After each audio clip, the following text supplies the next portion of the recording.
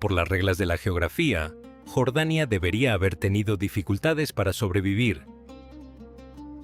Tiene poco petróleo, muy poca agua. Se encuentra en una de las regiones políticamente más turbulentas del planeta. Sus vecinos han sufrido guerras, revoluciones, invasiones y crisis humanitarias que han transformado el Medio Oriente moderno. Y, aún así, en medio de toda esa incertidumbre, un reino construyó una reputación de estabilidad, hospitalidad y resiliencia. No porque su historia haya sido fácil, sino porque cada generación aprendió a resistir lo que venía después. Esta es Jordania, un país cuyo mayor recurso nunca estuvo escondido bajo su suelo, sino que siempre estuvo presente en su gente.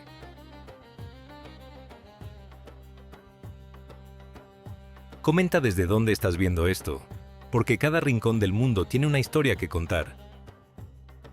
Y hoy nos adentramos en la extraordinaria historia de Jordania. Un país pequeño que carga un mundo antiguo. Jordania se asienta en el corazón del Medio Oriente, con una modestia geográfica que contradice su enormidad histórica. Bordeada por Arabia Saudita al sur y al este, Irak al noreste, Siria al norte, Israel y los territorios palestinos al oeste, y con el Mar Rojo como su único acceso costero en la ciudad portuaria de Aqaba, Jordania ocupa una posición que la ha hecho simultáneamente vulnerable e indispensable durante tanto tiempo como los seres humanos se han organizado en civilizaciones. El país tiene una superficie aproximada de 89.000 kilómetros cuadrados, lo que lo hace tener un tamaño similar al de Portugal o al estado de Indiana. Su población ronda los 11 millones de personas, una cifra que ha aumentado dramáticamente en las últimas décadas debido a sucesivas oleadas de refugiados de Palestina, Irak y Siria. Amán, la capital, se asienta sobre una serie de colinas que los antiguos romanos conocían como Filadelfia. Y la ciudad lleva esa historia estratificada en cada dirección que se mira. Anfiteatros romanos bajo torres de apartamentos, mosaicos bizantinos bajo pasos elevados de autopistas y edificios de la época otomana convertidos en restaurantes donde jóvenes jordanos toman café mientras deslizan el dedo por sus teléfonos. Comprender Jordania requiere aceptar varias contradicciones al mismo tiempo. Es un país con recursos naturales muy limitados. Poco petróleo, agua escasa, ninguna riqueza mineral significativa y, sin embargo, ha mantenido una relativa estabilidad en una de las regiones más volátiles del mundo. Alberga a uno de los mayores números de refugiados per cápita de cualquier país en la Tierra. Y sin embargo, sus comunidades han absorbido a estos recién llegados con un grado de generosidad que refleja valores culturales profundos sobre la hospitalidad y la humanidad compartida. Es una monarquía en una región que ha visto colapsar a múltiples gobiernos. Y sin embargo, sus ciudadanos mantienen opiniones complejas, a menudo críticas, sobre el gobierno, la economía y su propio futuro. El paisaje de Jordania es tan variado como su historia. Las tierras altas del norte son verdes y frescas, moldeadas por olivos y roca basáltica.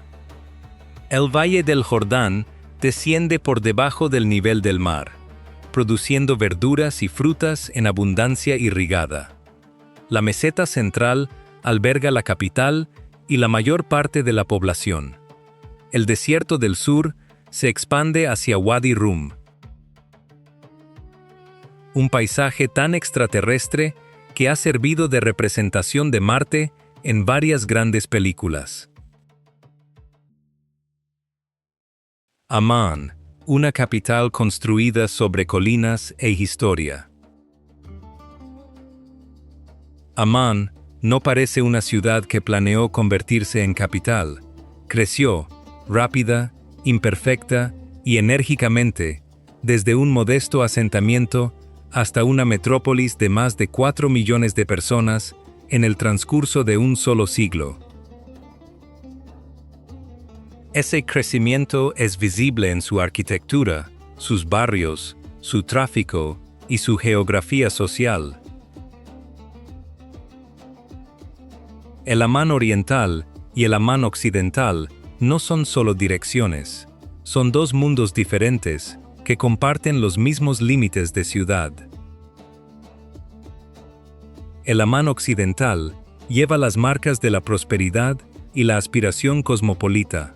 Sus barrios, Abdun, Sueifie, Shmeisani, albergan embajadas, escuelas internacionales, restaurantes de lujo, cafeterías y la clase profesional urbana que cada vez más define las ambiciones económicas de Jordania. Las calles aquí son anchas, los edificios nuevos y la vestimenta variada. Las mujeres se mueven por las calles con ropa de trabajo, con vestimenta tradicional, con todo lo que hay en medio. Los jóvenes se sientan en cafés con portátiles. Las conversaciones se desarrollan en árabe, en inglés, en ambos a la vez. El Amán oriental cuenta una historia diferente. Sus barrios más antiguos, Jabal al-Waibde, al-Hashimi, el centro histórico, tienen la textura de una ciudad que creció orgánicamente, calle por calle, familia por familia. El centro histórico, conocido como Al-Balad, alberga el anfiteatro romano, los antiguos zocos, los vendedores de comida callejera y las tiendas palestinas e iraquíes, que reflejan décadas de migración y construcción de comunidad. Es más ruidoso, más denso, más fragante, y en muchos sentidos, más revelador de cómo funciona realmente la vida jordana ordinaria.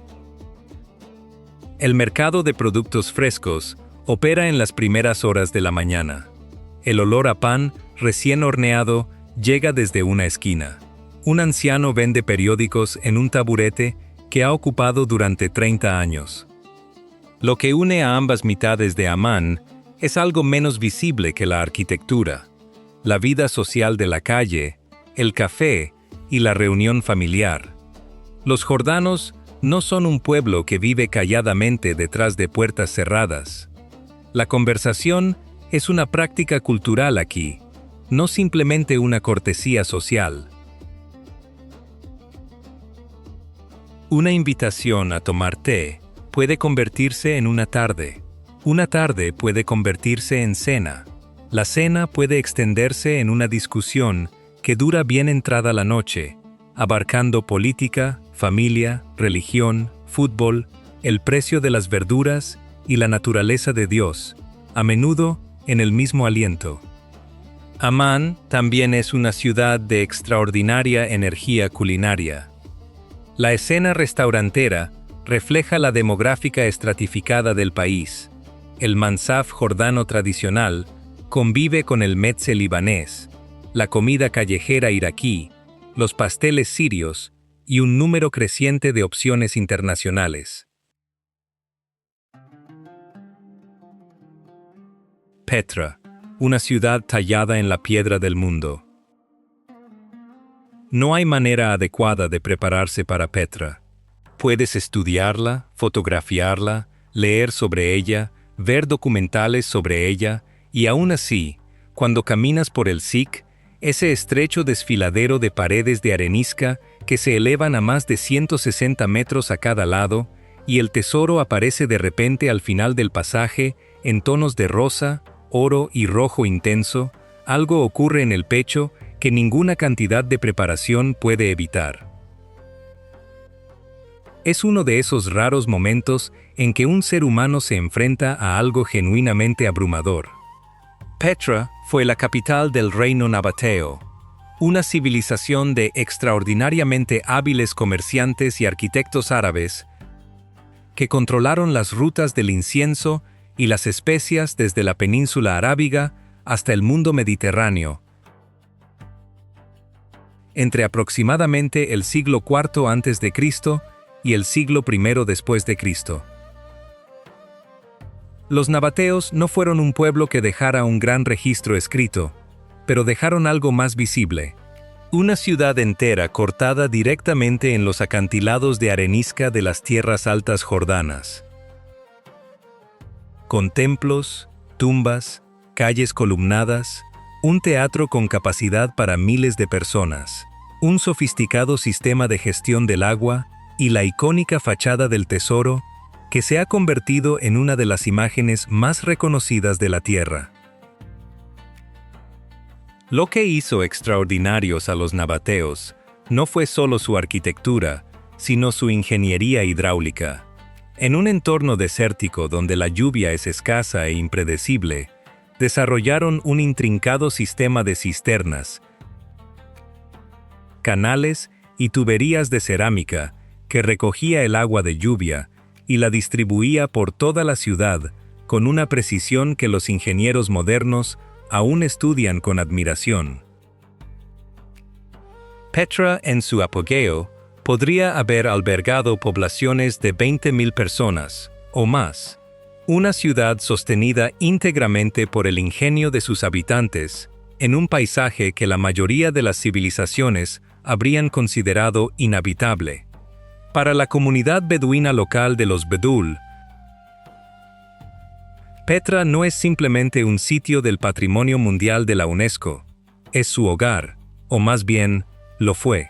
Los Bedul habían vivido dentro de las cuevas y estructuras de Petra durante generaciones antes de ser reubicados en el pueblo cercano de Sayhun en la década de 1980 para permitir el desarrollo del sitio como parque arqueológico.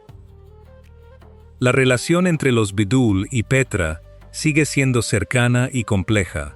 Muchos miembros de la comunidad trabajan como guías, conductores de caballos y burros, y vendedores dentro del sitio.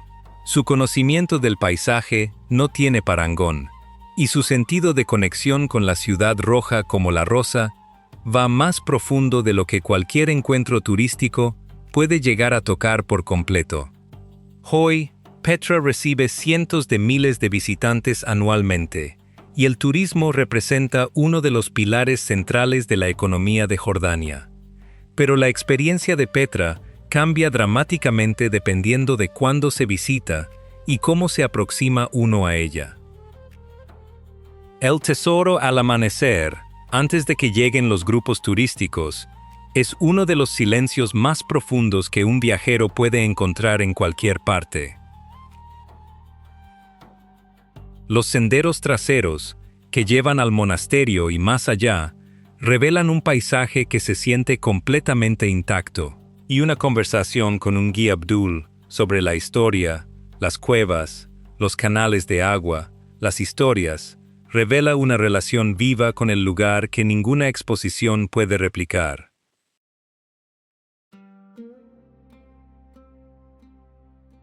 Los beduinos, ancestros del desierto.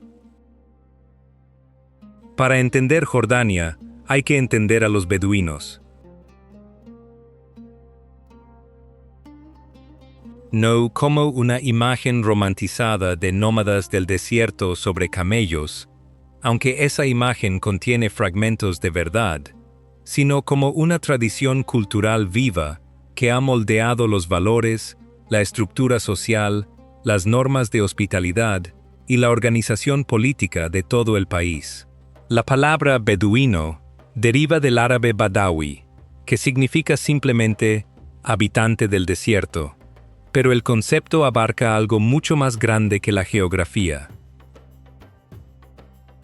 La cultura beduina está organizada en torno a varios valores fundamentales que tienen un extraordinario poder de permanencia: generosidad, honor, valentía, lealtad a la tribu y a la familia, y una relación particular con el desierto que tiene menos que ver con la adversidad y más con el dominio del entorno. Un anfitrión beduino que te ofrece café No está ejecutando una costumbre para tu entretenimiento. Está cumpliendo una obligación moral que su cultura ha refinado durante siglos. El café en sí, con especias de cardamomo, servido desde un pico curvado característico, es una declaración. Eres bienvenido, estás seguro aquí, y mientras estés bajo este techo o esta tienda, mi responsabilidad por tu bienestar es absoluta. El lirio negro, la flor nacional de Jordania, crece en los espacios desérticos salvajes del país, delicado y resiliente a partes iguales. Se ha convertido en símbolo precisamente porque captura algo esencial de la cultura beduina, que la belleza y la fortaleza no son opuestos en este paisaje, sino expresiones de la misma adaptación. El desierto no recompensa la debilidad, pero también enseña paciencia, observación y el arte de encontrar agua donde parece que no existe ninguna. En Wadi Rum, el vasto desierto en el sur de Jordania, familias beduinas de las tribus Salabia, Swailhin y otras continúan viviendo dentro y alrededor del área protegida, ofreciendo experiencias de hospitalidad, paseos en camello y campamentos en el desierto a visitantes de todo el mundo. Lo que ha cambiado es la economía. Lo que no ha cambiado es la gramática social subyacente. La tienda sigue siendo un lugar de santuario, el fuego sigue marcando el centro de la conversación y el anfitrión sigue poniendo la comodidad del invitado por delante de la propia. El turismo ha comercializado la superficie de estos encuentros, sin penetrar por completo su núcleo cultural. La relación entre la identidad beduina y la identidad nacional jordana es profunda y oficialmente honrada. Las comunidades beduinas han formado históricamente la columna vertebral del ejército árabe jordano, y la conexión entre las tribus y la monarquía hachemita no es meramente política, sino cultural y en muchas comunidades genuinamente afectuosa. Cuando los jordanos hablan de lealtad al Estado, a menudo lo hacen en el vocabulario del honor beduino, un lenguaje que fusiona la integridad personal con la obligación colectiva, de maneras que los observadores extranjeros a veces encuentran difíciles de traducir, pero que casi siempre encuentran convincentes.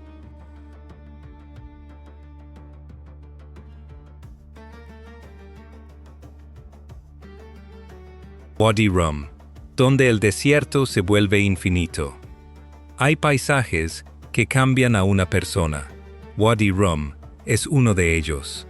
Entra al área protegida de Wadi Rum, una extensión de 74.000 hectáreas de desierto en el extremo sur de Jordania, designada Patrimonio Mundial de la UNESCO, tanto por su significado natural como cultural. Es entrar en un espacio que la palabra paisaje apenas contiene. Las montañas de arenisca se elevan desde el suelo del desierto, en formas que parecen esculpidas por la imaginación más que por la geología.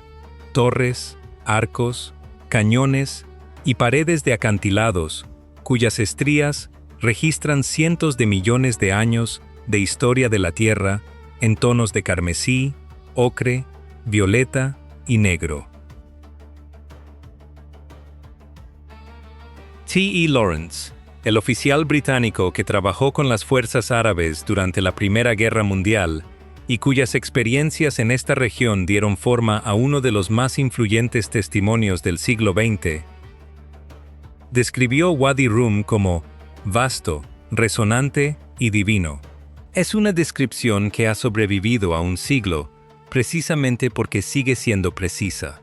El silencio de Wadi Rum de noche, lejos de los generadores del campamento, con solo las estrellas sobre la cabeza, en un cielo no contaminado por la luz artificial, es una experiencia física. Presiona contra ti. Hace que el ruido de la vida ordinaria parezca, brevemente, un malentendido. Los beduinos que han vivido dentro y alrededor de Wadi Rum durante generaciones no lo experimentan principalmente como espectáculo, lo experimentan como hogar, un hogar que requiere conocimiento, respeto y un tipo particular de atención para sobrevivir en él. Saben dónde se acumula el agua en las rocas después de la lluvia, saben qué cañón ofrece refugio de qué viento, conocen las estrellas no como decoración romántica, sino como sistema de navegación. En las últimas décadas, el crecimiento del turismo desértico ha introducido la economía y nuevas formas de organización social en esta antigua relación espacial. El Mar Muerto y el Valle del Jordán, vida en el punto más bajo de la Tierra. El Mar Muerto se asienta a aproximadamente 430 metros bajo el nivel del mar, el punto más bajo de la superficie terrestre. Es una masa de agua tan saturada de sal que en ella no vive nada, que los seres humanos flotan en ella sin esfuerzo, y cuyas orillas han acumulado valor terapéutico y cosmético, al que la gente ha viajado miles de kilómetros para acceder desde la antigüedad. Se dice que Cleopatra reconoció sus propiedades. Los soldados romanos eran enviados aquí a recuperarse, y hoy, el barro rico en minerales del Mar Muerto se envasa y vende en productos de belleza en todo el mundo. Pero el Mar Muerto también se está encogiendo. A una tasa de aproximadamente 1 metro por año, el nivel del agua ha ido descendiendo durante décadas debido a la desviación del río Jordán, su fuente primaria, para uso agrícola y municipal por parte de Jordania, Israel y los territorios palestinos.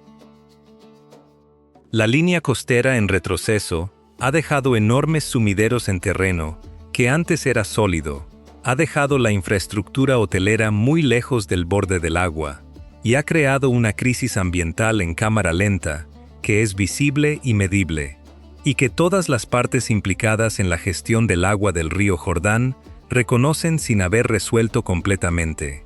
El encogimiento del Mar Muerto es una de las emergencias ambientales más tangibles de la región.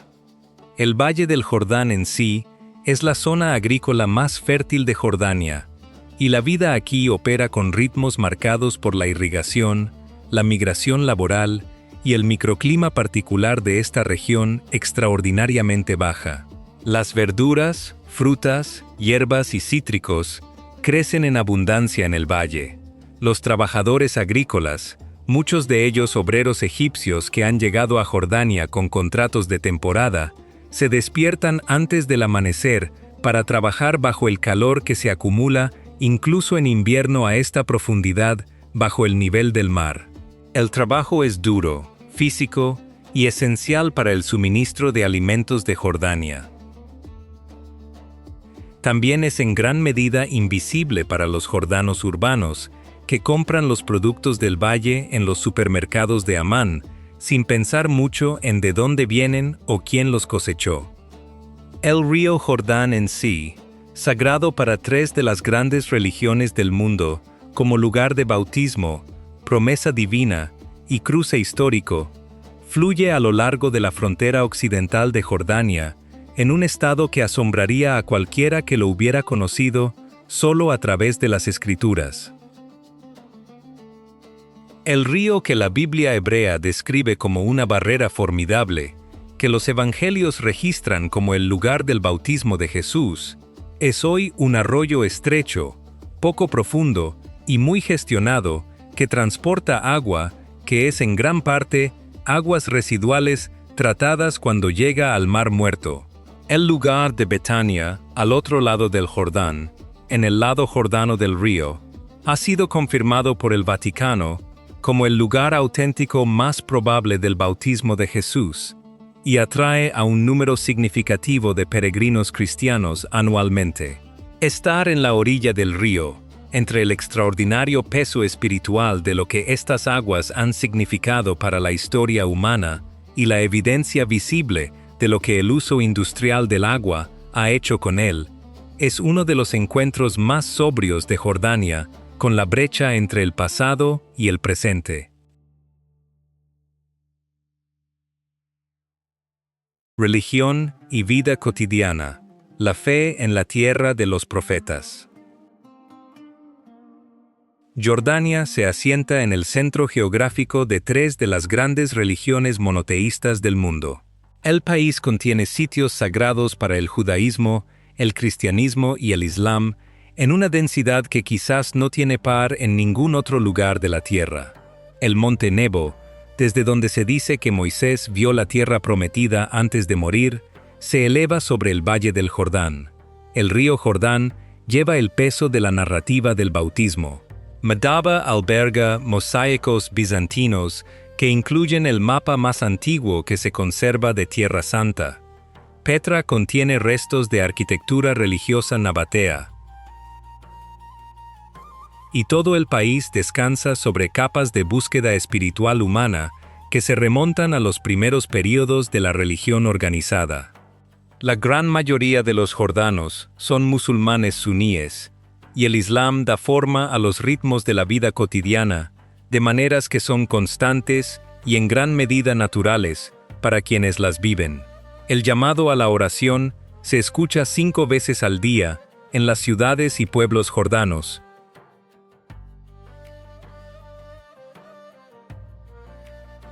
No como una interrupción, sino como una especie de puntuación temporal que marca el transcurso del día.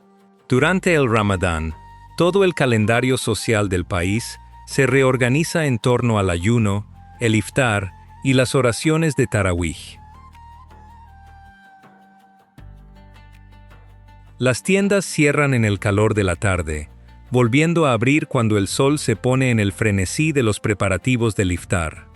Las familias se reúnen en tamaños que solo el Ramadán puede reunir de manera confiable. La generosidad hacia los pobres es una obligación religiosa explícita que se intensifica durante este mes, y los programas de alimentación comunitaria, las iniciativas de caridad y el intercambio vecinal de alimentos aumentan dramáticamente.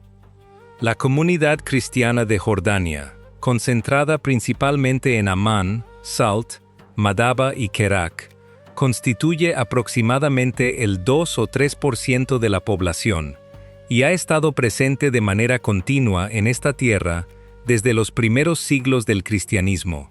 Los cristianos y musulmanes jordanos han mantenido en general una relación de genuina convivencia, siendo el matrimonio interreligioso poco común, pero la amistad interreligiosa, la colaboración profesional y la vida de vecindad siendo completamente ordinarias.